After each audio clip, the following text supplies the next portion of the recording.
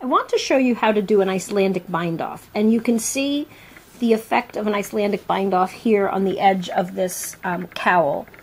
And you can see that it is relatively rounded, very smooth, and almost like a cabled chain. So it's pretty decorative against basically a stockinette stitch ground. I've also used it in garter stitch projects, in which case it's very hidden and very nice that way, in that it doesn't look like an edge. It looks like the garter stitch just comes to an end.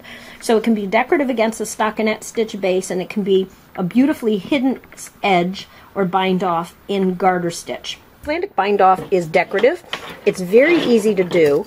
I find that I need to, myself anyway, do it on one needle size larger than I've knit my project, because I tend to bind it off tightly in order to get a nice neat tension. But when I do that, I get a beautiful edge. So really simple to do, and this is how you go about doing it.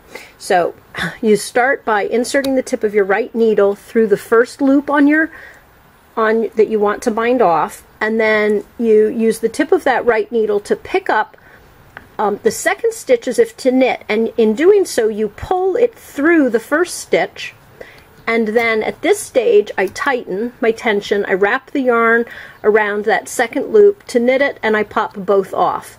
Then I return the resulting stitch to the left needle and repeat. So now it's through the first stitch as if to purl, you then pick up the front loop of the second stitch as if to knit, and while doing so you pull that second stitch through the first loop. At this point is when I usually tighten to create a nice even tension, and because I'm tightening around the diameter of the back needle, I get a nice consistent edge and I don't get it too tight. But again, that is why I do this on one needle size larger than I actually knit on. So I knit that stitch, and then after knitting it, I'm going to pop both stitches off the needle, return the resulting stitch to the left needle, and repeat. So it's through that first stitch as if to purl, pick up the front loop of the second stitch as if to knit, pull it through that first loop, tighten my tension, knit that second loop, which is now in the first position, and pop both off. Return the stitch to the left needle and repeat. And when you return the stitch to the left needle, you'll see that your needle is actually right in position. You're actually inserted through that front loop as if to purl, which is where you should be. So all you have to do is pick up the front loop of the second stitch as if to knit, pull it through, tighten your tension, wrap your yarn, knit, pop both stitches off, and return, and then repeat.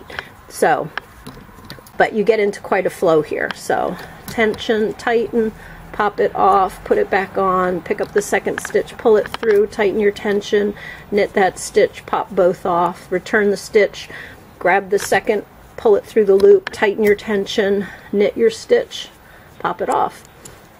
And that's how simple the Icelandic bind off is. So it's just a nice alternative